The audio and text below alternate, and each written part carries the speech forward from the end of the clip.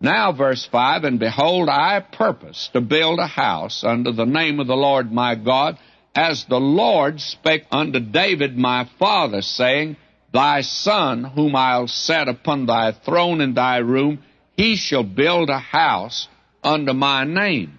Now you see, it all stems from David, and God would not permit David to build the temple. Now, probably we ought to go back now and get just a little background here relative to this building of the temple.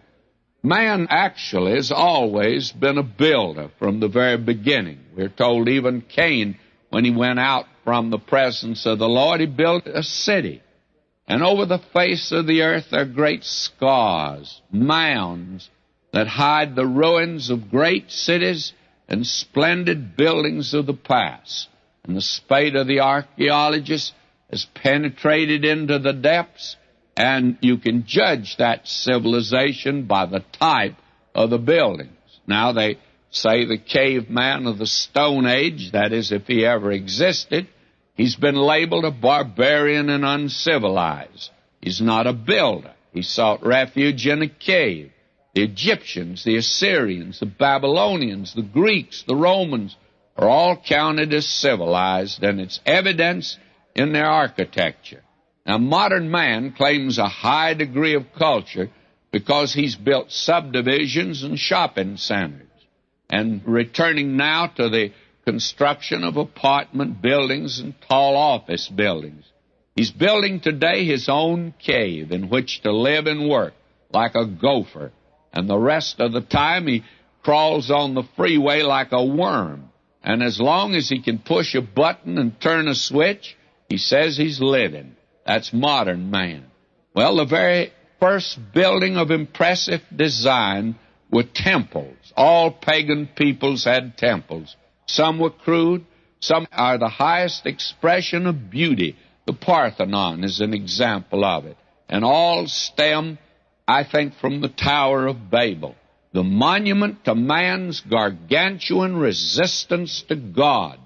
Pagan temples have been the highest architectural expression and the lowest spiritual level of pagans, uncivilized and civilized.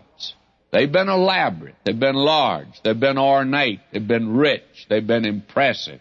Have been the temples of the kings on the river Nile, Ashur of Nineveh, Marduk of Babylon, and the ziggurats in the Tigris-Euphrates Valley, Baal of the Phoenicians, Athena of the Greeks, in Athens the Parthenon, Jupiter of the Romans, the Aztecs of Mexico. All of them are a manifestation of rebellion against God. When they knew God, they glorified Him not as God. They became vain in their imaginations.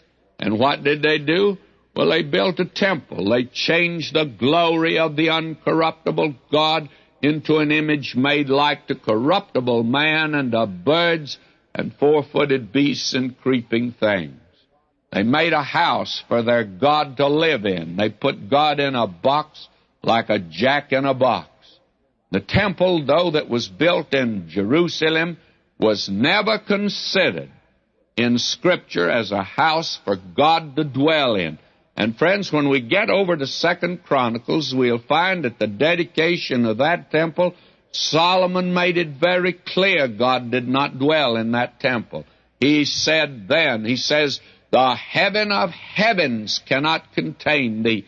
And how can this little house that we built?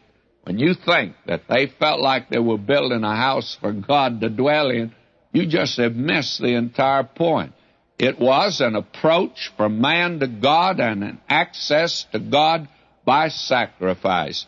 I want you to notice the conception of the temple, then the construction of the temple, and the character of the temple in this section here. It's rather important. It was first in the mind of David. You remember he wanted to build God a house. That was the first thing. God would not let him build a house. But it was in the mind of David, and it was the thing he wanted to do. I'll have to go over to 1 Chronicles to pick this up.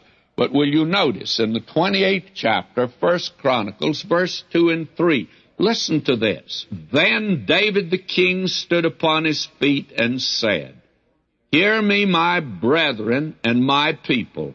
As for me, I had in mine heart to build a house of rest for the ark of the covenant of the Lord and for a footstool of our God. You see, all the temple was not a dwelling place, was a footstool for God, and had made ready for the building. But God said unto me, Thou shalt not build a house for my name, because thou hast been a man of war and hast shed blood. God would not let David build a temple, but it was in his heart to build God a temple. Now, the pattern was given to David, not to Solomon. We are told in verse 19 of 1 Chronicles 28, All this, said David, the Lord made me understand in writing by his hand upon me, even all the works of this pattern. In other words, David was given the blueprint of the temple, but God did not permit him to build it at all. And he gave this pattern actually to Solomon, as we'll see in 1 Chronicles, the 28th chapter. Again, that chapter is very important to read in this connection. We're told, verse 9 of 1 Chronicles 28, And thou, Solomon, my son, know thou the God of thy father, and serve him with a perfect heart, with a willing mind, and so on. Take heed now, for the Lord hath chosen thee to build a house for the sanctuary. Be strong and do it. Then David gave to Solomon his son the pattern of the porch, and of the houses thereof, and of the treasures thereof, and of the upper chambers thereof. And not only that, but David is the one that gathered the material for it. I'm not going into detail. We'll get that again in 1 Chronicles, the 29th chapter. David gathered all the gold and the silver and all the material. He did everything but build it, you see, so that you have the conception of the temple not in the mind and heart of Solomon. He's merely executing the will of God that first was in the heart of David.